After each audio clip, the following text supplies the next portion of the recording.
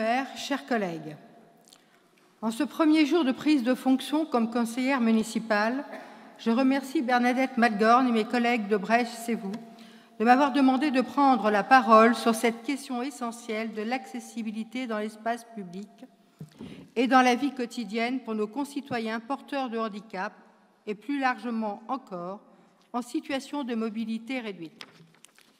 Ils savent, ce qui fonde mes engagements associatifs et politiques, la place de l'humain dans notre société, le combat pour la dignité et l'émancipation des personnes, notamment celles en situation de handicap. Je crois que la politique est là pour changer les choses, résoudre les injustices, pour protéger les plus fragiles. Mon propos de ce soir n'est pas de critiquer ce qui est fait en faveur de l'accessibilité. Beaucoup a été fait, plus encore sans doute reste à faire, et aux côtés des associations et de celles et ceux qui vivent ces contraintes, on peut penser qu'il faudrait en faire plus et plus vite.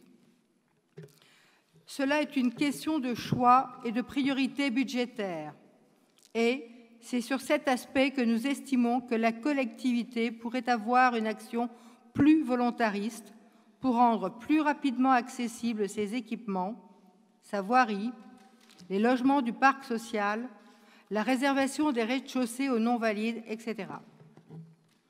Je pense aussi que pour faciliter la ville, notre proposition de 2020, intitulée Brest 192, avait toute sa pertinence avec un ambitieux projet de création et d'aménagement de jardins publics de proximité et pour que chaque Brestois trouve à moins de 200 mètres de chez lui un espace vert, un jardin, un banc avec accoudoir, un arrêt de transport en commun, avec pour but que les plus fragiles, ceux qui ont des difficultés à se déplacer, puissent aussi trouver des temps de pause dans un environnement adapté.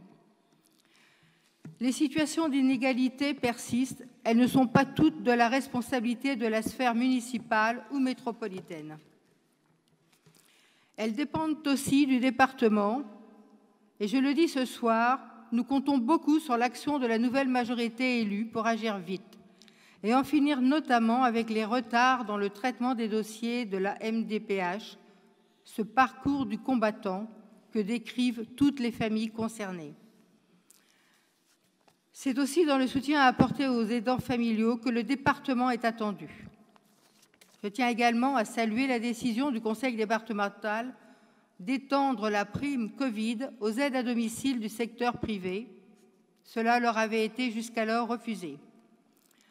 Les situations d'inégalité sont aussi du ressort de l'État sur bien des aspects. Et tout d'abord, l'accès à l'école qui reste un mirage pour de nombreux enfants handicapés. Je veux parler de la scolarisation en milieu ordinaire, chaque fois que cela est possible, des enfants souffrant de pathologies diverses ou de handicap, des jeunes souffrant de troubles autistiques. Tous ces enfants qui ne bénéficient pas encore d'aide d'AVS ou pour lesquels les familles restent trop souvent sans réponse pour l'accueil de leurs enfants. L'inclusion réelle passe aussi pour ceux qui le peuvent par l'accès à la vie professionnelle. Il y a trop de structures publiques ou d'entreprises qui s'exonèrent de leurs obligations d'emploi de 6% de personnes handicapées en payant simplement une taxe. C'est aussi, bien sûr, l'affaire des citoyens. Combien de fois encore voyons-nous dans notre ville ces petites incivilités du quotidien, des bacs poubelles qui encombrent les trottoirs simplement parce que personne dans une copropriété ne les ramasse, des voitures mal garées, même quelques minutes sur les trottoirs. Toutes ces situations anodines pour les valides et qui pourrissent la vie des personnes à mobilité réduite, des personnes malvoyantes, mais aussi de nos aînés. Il y a là, Monsieur le maire, une action de responsabilité à mener auprès de tous les Brestois, des actions de communication en direction des habitants, en direction aussi pour l'habitat des bailleurs sociaux, des copropriétés, des syndics, pour rappeler les règles du vivre ensemble.